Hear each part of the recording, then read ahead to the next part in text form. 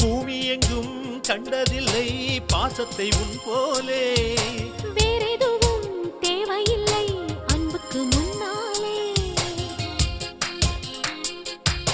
நெஞ்சுக்குள்ளே பூமலரும் வீட்டுக்குள் வந்தாலே. நிம்மதியில் கண் வளரும் பாட்டுக்கள் தந்தாலே. இந்த சொந்தங்கள் போதுமே எங்கள் இன்பங்கள் கூடுமே. அன்பெனும் தெய்வம் ஏற்றிய வீடும் தெய்வத்தின் ஆலயம்தான். வீடு என்றால் மோட்சம்